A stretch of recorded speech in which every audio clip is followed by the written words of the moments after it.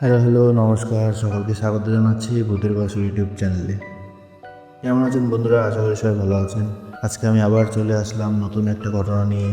এই ঘটনাটা শুনে হয়তো আপনাদের চোখের জলে চলে আসতে পারে, তাই ধৈর্য সহকারে কানে হেডফোন লাগিয়ে বসে পড়ুন, ঘটনাটা শুনতে থাকুন। ঘটনাটি ভালো লাগলে অবশ্যই লাইক করবেন, বন্ধুদের সাথে শেয়ার করবেন আর সাবস্ক্রাইব করবেন চ্যানেলটি। ঘটনাটি যেমনভাবে লেখা আছে আমি ঠিক তেমনভাবে আপনাকে পড়ে শোনাচ্ছি। আমার নাম বিশ্বজিৎ রায়। আমি একটা পুরানো অ্যান্টিক বুক শপের কাজ করি, যেটা পুরুলিয়াতে। আমার বাড়ি মালদা। কাজের সূত্রে আমি পুরুলিয়াতে থাকি। আমার সাথে থাকে আমার বান্ধবী নেহা। নেহার আমি প্রায় 3 বছর থেকে বন্ধু। সম্পর্ক আছে, কিন্তু আমরা দুজন দুজনকে ভালোবাসি এটা আমাদের বলা হয়নি। শেষে হয়তো আমাদের সম্পর্কে একটা সুন্দর নাম হবে, এটা আশা করে আমরা এগিয়ে যাচ্ছি। নেহা একটা ফাইন্যান্স কোম্পানিতে কাজ করে। রোজ দিনের মতো আমি সকালে উঠে শপের জন্য বার হয়ে গেলাম। নেহা আমার আগে বার হয়ে গেছে।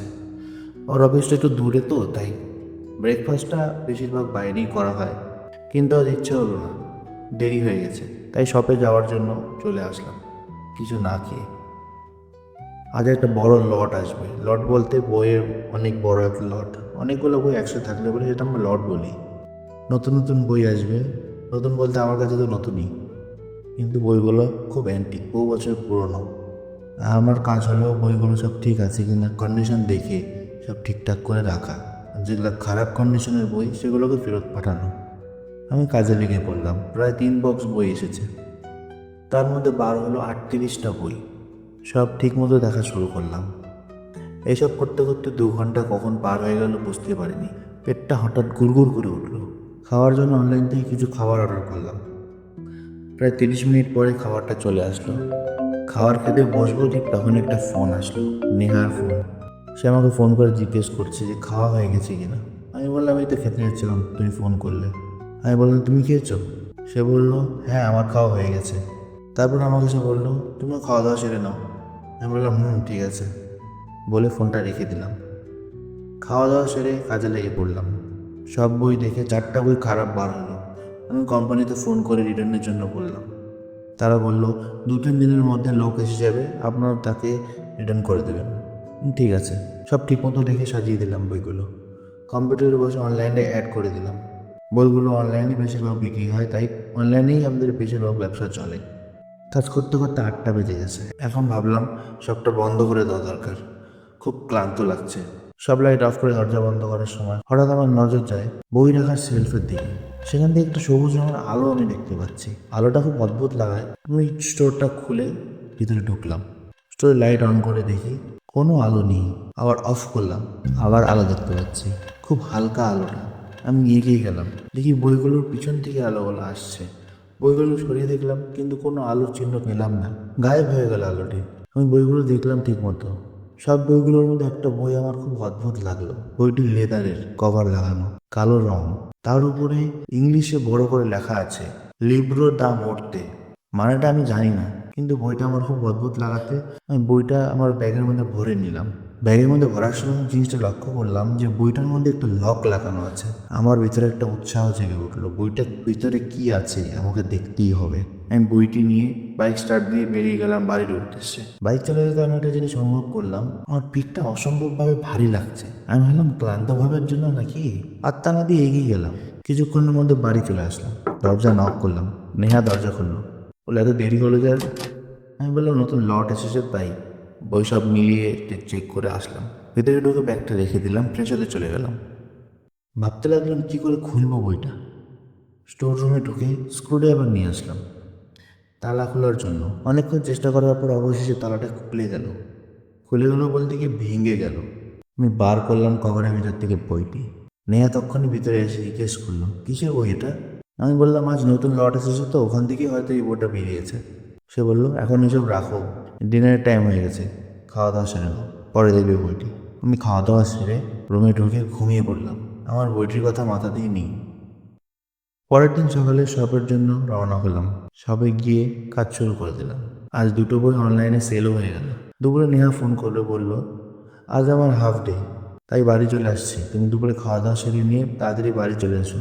আমি বাড়িতে কিছু রান্না করে খেয়ে নেব, ঠিক আছে? আমি বললাম হ্যাঁ ঠিক আছে, আমি তাড়াতাড়ি আসার চেষ্টা করব। সব কাজ শেষ করে আমি বাড়ি চলে আসলাম। সাথে চিকেন নিয়ে আসলাম, নেহা রান্না করবে বলেছে। ঘরে ঢুকে বললাম, নেহা নাও চিকেনটা। আমি ঘরে ঢুকে দেখি নেহার রান্না হয়ে গেছে। সে বললো, রেখে দাও ফ্রিজে, কাল রান্না করবো। চিকেন ফ্রিজে রেখে আমি ফ্রেশ হতে চলে গেলাম। খেতে বসছি, নেহার মুখ দেখে আমার খুব অদ্ভুত লাগলো। চোখের নিচে কালো দাগ হয়ে গেছে। আমি আর কিছু বললাম না, খাওয়া দাওয়া সেরে রুমে চলে আসলাম। সকালে ঘুম থেকে উঠে ফ্রেশ হতে যাচ্ছি, দেখলাম নেহা সোফাতে বসে আছে। আমি বললাম, অফিস যাবে না? সে মুখ ঘুরিয়ে আমার দিকে তাকালো। আমার শরীরটা শিউরে উঠলো। নেহার মুখটা কি কালো লাগছে! ফর্সা মানুষটা এক রাতের মধ্যে এতটা কালো হয়ে গেল কি করে? তোমার শরীর ঠিক আছে তো? সত্যি করে বলো তো। সে আমাকে বললো, হ্যাঁ সব ঠিক আছে। আমি বললাম, সত্যি তো? কিছু লোক করছো না তো আমার কাছ থেকে? সে বললো, সব ঠিক আছে, তুমি রেডি হও, সবে যাও, দেরি হয়ে যাচ্ছে তো। আমি বললাম, তুমি যাবে না? সে বললো, আমি কিছুদিনের জন্য ছুটি নিয়েছি। আমি বললাম, বাহ ভালো তো। বলে আমি ফ্রেশ হতে চলে গেলাম। কিছুক্ষণ পরে দোকানের জন্য বার হয়ে গেলাম। দোকানে গিয়ে আমার নেহার মুখের সেই রং আর নেহার সেই কথাবার্তাগুলো আমার আমার মাথায় ঘুরতে লাগলো। আমার কাজের দিকে কোনো মনই বসছে না। দুপুরে ভাবলাম সব বন্ধ করে আজ তাড়াতাড়ি বাড়ি চলে যাব। যেমন ভাবা তেমন কাজ, সব বন্ধ করে বাড়ি চলে আসলাম। দরজা খুলে ভিতরে ঢুকলাম, ডাক দিলাম, নেহা। নেহা কোনো উত্তর আসলো না। আমি ভাবলাম ঘুমিয়ে আছে হয়তো। আমি বেডরুমে গিয়ে দেখলাম বেডরুমের দরজাটা হালকা খোলা ছিল। তার ফাঁকা দিয়ে আমি দেখতে পেলাম নেহাকে। তারপর আমার গলা শুকিয়ে গেল। আমি দেখছি নেহা বেডে সেই নেহার বেডে সেই বইটা খুলে রেখেছে, উল্টো হয়ে নেহা শূন্যে ভাসছে। আমি নেহা বলে চিৎকার দিলাম, সাথে সাথে নেহার শরীরটা বিছানাতে পড়ে গেল। আমি ভেতরে ঢুকে নেহাকে আমার কোলের মধ্যে উঠিয়ে নিলাম। আমি নেহা নেহা করছি, কিন্তু নেহার কোনো সাড়া নেই, নেহার কোনো জ্ঞান নেই। নেহার নিথর দেহটা আমার কোলের মধ্যে পড়ে আছে। আমি কোনোভাবে তাকে শুয়ে ডাক্তারকে ফোন করি। ডাক্তার এসে চিকিৎসা করে বলে, নেহার শরীরে রক্ত নেই, এক্ষুনি তাকে হাসপাতালে অ্যাডমিট করতে হবে, না হলে বাঁচানো যাবে না। আমি অ্যাম্বুলেন্স ডেকে তাকে হাসপাতালে নিয়ে আসি। ডাক্তার ভেতরে চিকিৎসা করছে, আমি বাইরে বসে আছি। ডাক্তার বললে, এমন জটিল কেস আমি কোনোদিন দেখিনি। পেশেন্টের শরীরে এক ফোঁটা রক্ত নেই, যেন গায়েব হয়ে গেছে, কেউ যেন চুষে নিয়েছে রক্ত। আমি বললাম, এটা কি রোগ ডাক্তার? ডাক্তার সহ সবাই অবাক। এমন এমন ধরনের রোগ তারা কোনোদিন দেখেনি। ডাক্তার আমাকে বলল, ভরসা রাখুন আপনি, সব ঠিক হয়ে যাবে, বলে ডাক্তার চলে গেল। আমি বসে পড়লাম সেই জায়গায়। আমি ভাবতে লাগলাম, নেহার কিছু হয়ে গেলাম, থাকবো কী করে? এসব ভাবতে ভাবতে আমার চোখ থেকে জল গড়িয়ে পড়তে লাগলো। আমি কোনোভাবে নিজেকে সামলে বাড়ি চলে আসলাম আর ভাবতে লাগলাম কি হলো নেহার সাথে। তখন আমার মনে পড়লো সে বইটার কথা। সে বইটা পড়ার জন্যই হয়তো নেহার সাথে এমনটা হলো নাকি। আমার মনে এই কথাটা জাগলো। আমি তারপরে রুমে ঢুকে সেই বইটা নিয়ে আমি চলে আসলাম আমার রুমে। আমি গুগল অন করলাম, গুগলে সার্চ করলাম বইটার নাম দিয়ে। এটা দেওয়ার পর যা আসলো আমি দেখে পুরো হিলে গেলাম। সার্চ করে দেখলাম এর মানে হলো ডেথ বুক, মানে মৃত্যুর বই। এই বই যে খুলবে তার মৃত্যু কেউ আটকাতে পারবে না। তারপর আমি জানতে পারলাম এই বইটার মধ্যে একটা ব্ল্যাক ম্যাজিক করা হয়েছে, তার মধ্যে একটা আত্মবন্দী করা হয়। সেটা হয়তো কারোর ভালো করার জন্য, না হয় কারোর ক্ষতি করার জন্য। ক্ষতিটাই বেশি হয়। এর থেকে বাঁচার একটাই উপায়, যে আত্মাটি বইটিতে আটকা পড়ে আছে তার মৃতদেহকে নষ্ট করলে পারে, একমাত্র এই উপায়ে রেহাই পাওয়া যাবে। আমি একটা এক্সপার্টের সাথে কন্ট্যাক্ট করি, তাকে বইটার কিছু ফটো পাঠিয়ে তারপর তাকে জানাই। তারপর সে আমাকে জানায় এই বইটার 10 নম্বর পাতা পড়ার পর এই বই থেকে একটা জিন উদ্ধার হবে। সেই জিনটা তার শরীরে প্রবেশ করবে। শরীরে প্রবেশ করার পর সে তার শরীর থেকে রক্ত চুষে খেয়ে ফেলবে। 3 দিনের পরে সে ব্যক্তি মারা যাবে। এই বিপদের থেকে বাঁচার উপায়, লাশটা যেভাবে হোক পোড়াতে হবে। আমি ভাবলাম, তাহলে লাশটা কোথায় পাবো আমরা? সে বইটি পড়ে জানতে পারলো এই বইটা ইরানে লেখা হয়েছে। আমি তখন শুনে অবাক হয়ে গেলাম, প্রায় আকাশ থেকে পড়লাম। ইরান? ইরানে এতটুকু সময়ের মধ্যে যাবো কি করে? আমার হাতে তো মাত্র একটা দিন আছে, আমি কি আর কোনোদিন নেহাকে বাঁচাতে পারবো না? সেই লোকটা বলল, পারবে না, কোনো উপায় নেই, পারবে না, কোনো উপায় নেই। সেই কথা শুনে আমি পুরো ভেঙে পড়লাম। আমার হাতে একটা দিন, কি করব কিছু বুঝতে পারলাম না। রাতটা কেটে গেল চিন্তায় চিন্তায়। চোখের জল যেন থামছে না। আমার চোখের সামনে সব শেষ হয়ে যাচ্ছে। আমার একটা দোষের জন্য আজ আমার প্রিয় মানুষটিকে আমাকে হারাতে হচ্ছে।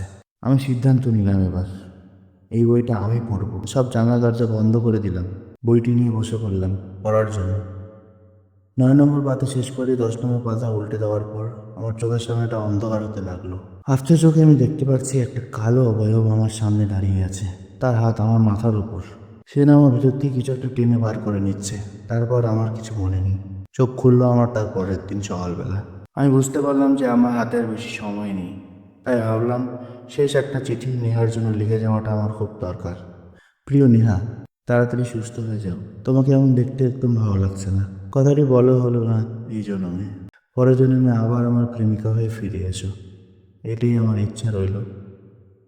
আমার একটা ভুলের কারণে তোমাকে এত কিছু সহ্য করতে হলো, তার জন্য আমাকে ক্ষমা করে দিও। আমি তোমার মা বাবাকে খবর দিয়েছি, তারা তোমার ভালো মতো যত্ন নেবে।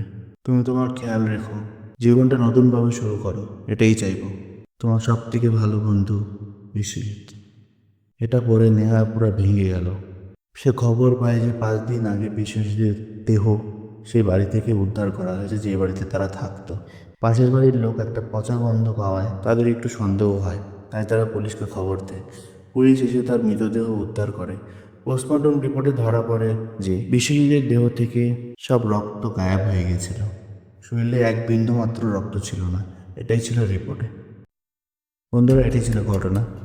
কেমন লাগলো অবশ্যই কমেন্টে জানাবেন। জিনিসটা খুবই খারাপ লাগলো যে লাস্ট অব্দি বিশ্বজিৎ তার প্রিয় নেহার জন্য নিজের প্রাণ ত্যাগ করলো। তার একটা ভুলের জন্য নিজের জানটা নিজেকে হারাতে লাগবে। ঘটনাটা যদি ভালো লাগে অবশ্যই একটি লাইক করবেন, কমেন্ট করবেন, বন্ধুদের সাথে শেয়ার করবেন, আর চ্যানেলটি সাবস্ক্রাইব করে পাশে থাকবেন। আপনারা যদি ঘটনা পাঠাতে চান অবশ্যই ডেসক্রিপশন সেকশন থেকে লিঙ্ক নিয়ে আপনারা অবশ্যই আপনার ঘটনা পাঠাতে পারেন। ঘটনা যদি ভালো হয় আমি অবশ্যই পড়ে শোনাবো। আজকের মতো আসি, আবার দেখা হবে অন্য কোনো ভিডিওতে। হয়নি, টাটা।